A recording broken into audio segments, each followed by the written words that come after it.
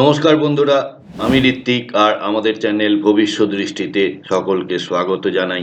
আজকে আমরা কথা বলবো কর্কট রাশির জুন মাসের রাশিফল নিয়ে। আপনার যদি চন্দ্র রাশি কর্কট হয় বা লগ্ন কর্কট হয় তাহলে এই রাশিফল আপনার জন্য। প্রথমেই দেখে নেব এই মাসের গ্রহগত অবস্থান এবং কি গোচর রয়েছে। বুধ 6ই জুন বৃষ থেকে মিথুনে প্রবেশ করবে। মঙ্গল 7ই জুন কর্কট থেকে সিংহে প্রবেশ করবে। রবি 15ই জুন বৃষ থেকে মিথুনে আসবে।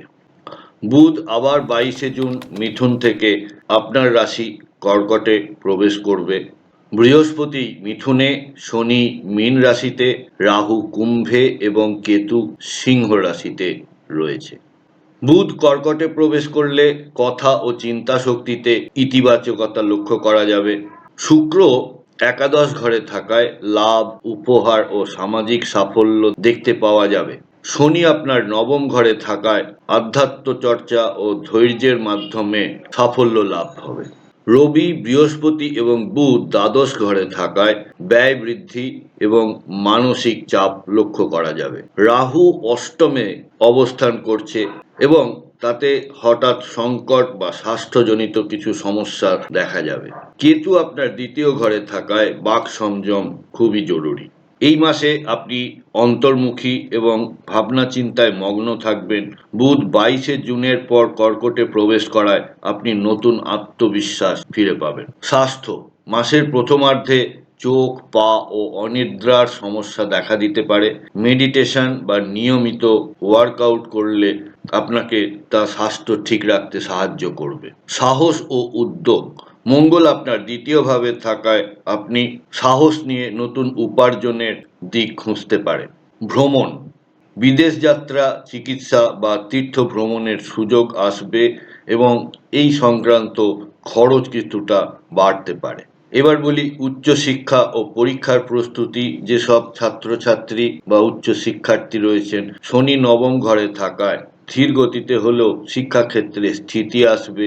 যারা বিদেশে পড়তে চাইছেন তারা প্রস্তুতি শুরু করতে পারেন।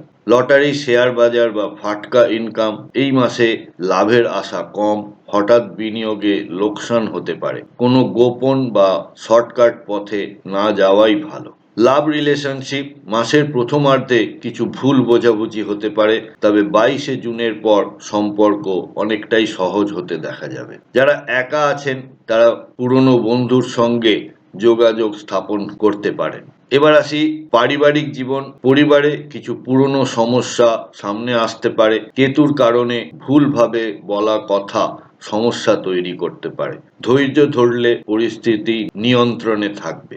আত্মবিশ্বাস প্রথম ভাগে আত্মবিশ্বাস কিছুটা কম দেখা যাবে, তবে মাসের শেষে তা বৃদ্ধি পাবে। কনসেন্ট্রেশন বা মনঃসংযোগ চিন্তার ভিড়ে একাগ্রতা হারাতে পারেন। ধ্যান, যোগ ও পরিকল্পনা তৈরি রাখলে আপনি ফোকাস ধরে রাখতে পারবেন। এবার বলি নক্ষত্র ভিত্তিক ফলাফল। পুনর্বসু পারিবারিক শান্তি ও পুরনো সম্পর্কের পুনর্জাগরণ। পুষ্যা নক্ষত্রে জাতক জাতিকারা আত্মবিশ্বাস ও নেতৃত্বে নতুন সম্ভাবনা।